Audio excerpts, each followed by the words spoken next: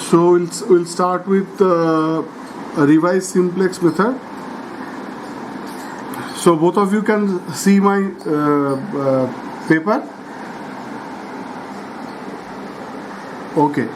So how to do revise simplex method? So we have already learned simplex method and bgame method. So let's do revise simplex method. Revise simplex method is a little bit of modification of simplex method, but it's not called modified simplex method. Mind that there are other methods. There is a method called modified simplex method, which is not there in our syllabus. But revised simplex method is somehow it has been revised in a different way to solve the simplex algorithm. So let's take an example I'm just pausing a little bit. I'm just pausing. Which yet. Okay, so let's write a problem. Do you have your pen and paper with you? So let's write a problem. Max z equals to 2x1. Follow my pen, 2x1 plus x2 subject to 3x1 plus 4x2 less than equals to 6. 6x1 plus x2 less than equals to 3. x1 x2 greater than equals to 0. So yes, again 2x1 plus max z equals to, this is the objective function, max z equals to 2x1 plus x2 subject to 3x1 plus 4x2 less than equals to 6. 6x1 plus x2 less than equals to 3. x1 x2 greater than equals to 0. So that is the problem.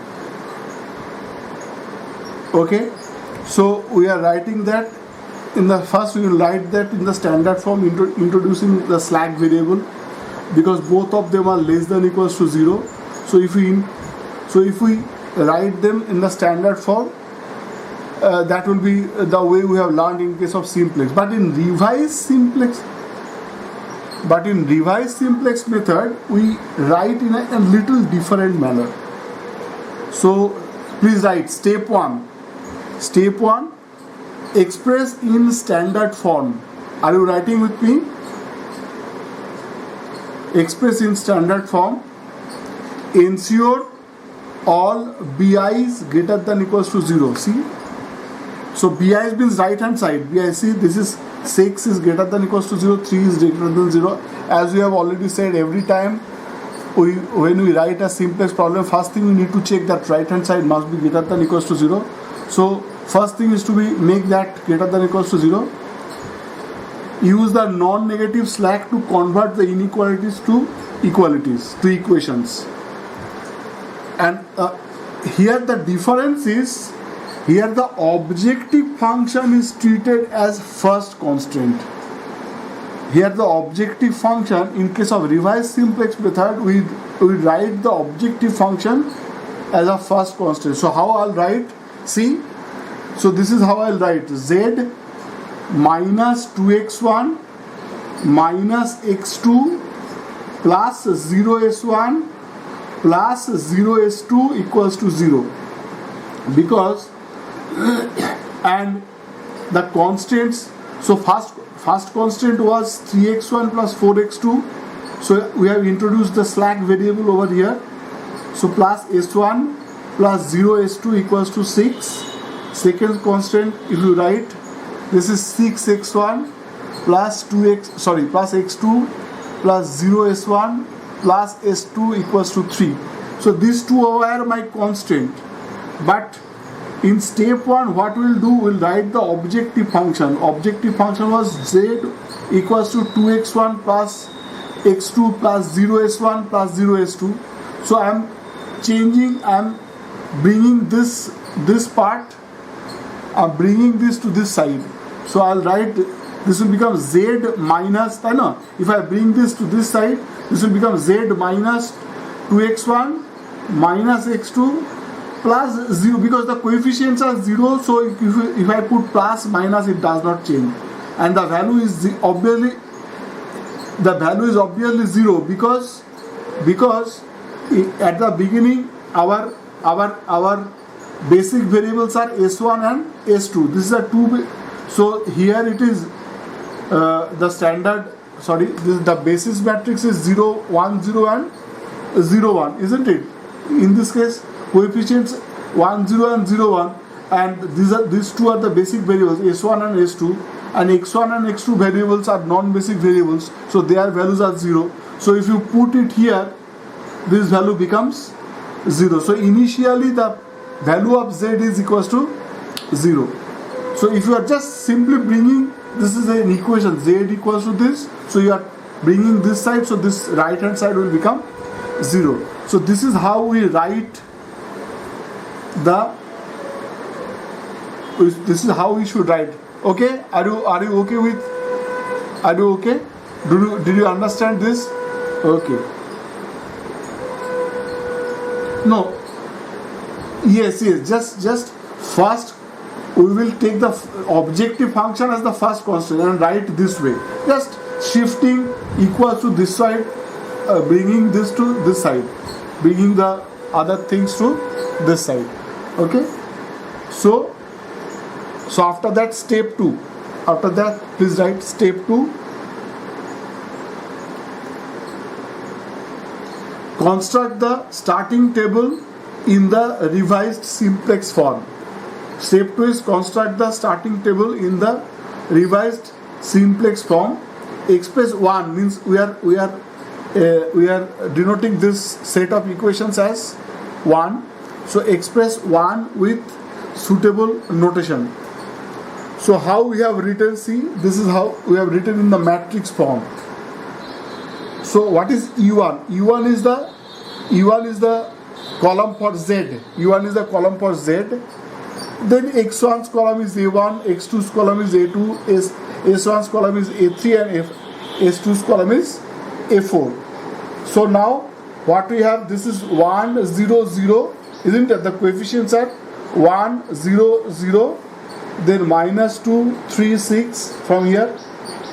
Then below, then this is minus 1, 4, 4, 1, minus 1, 4, 1.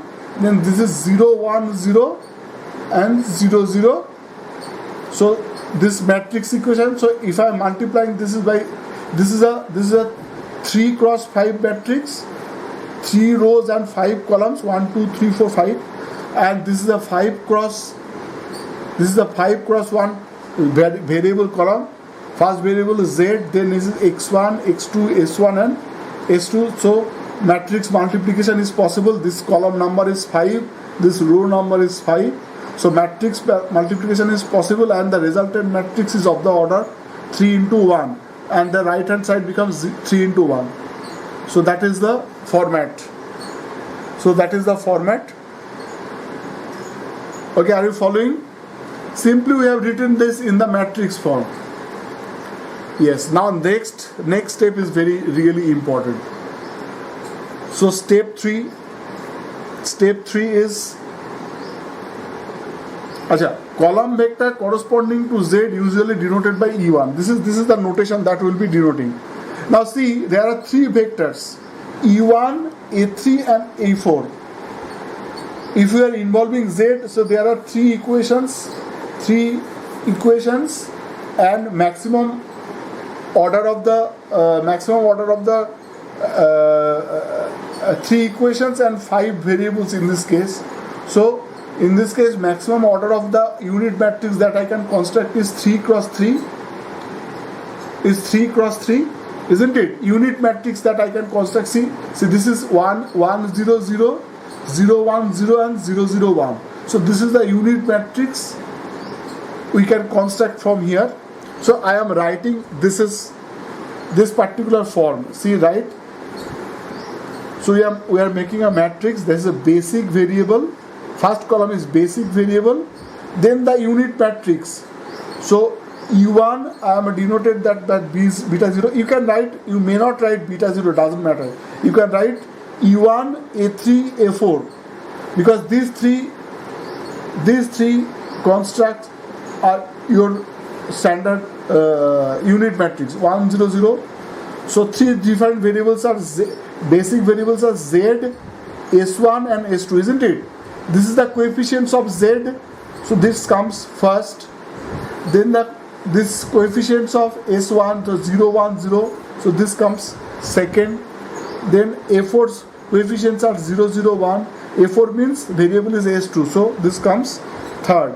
And this matrix is your unit matrix, so this is e1, then a3 and a4, and I have just written the coefficients. Okay, I have written the here. Right now you do not write anything. This is the calculation part. You write the format. This is the box that you make. There will be 3 rows. In the first row, you write first column. You write basic variable. Then there will be a matrix of order 3. So you put a B inverse, and then under that you write those three columns and corresponding vectors, that is e1, a3 and a4, and then you write xb, xk and xb by xk the way I have written. Do not write anything over here. Okay, this will be calculating later. So, and whatever is left, so we are left with a2 and a1. We will write that separately. A2 and a1, sorry, a1 first and a2 second. So that is how we have written a1 and a2. And similarly, it's a matrix, so we can write any way it's possible. Okay, so here see, a2 is minus 2, 3, 6, so we have written minus 2, 3, 6. Then a1 was minus 1, 4, 1, so we have written minus 1, 4, 1. So this is the whole writing. Can you see this part? See, this is the same level. So have you written this? Right now, do not write these 3 values. Just so first 3 basic variables we have is z, s1 and s2. So z, s1, s2, because z's coefficient is 1, 0, 0, that will be written as first. Then s1's coefficient is 0, 1, 0, so that is 0, 1, 0. So z, a3 and a4 will be in the b inverse part, and others will be whatever is not there in the basis will be written separately. Okay, fine, Ankita, fine. Arti, okay. Now we will see what comes here. So step 4. Next is step 4. So let's step 4. Let's take a pause.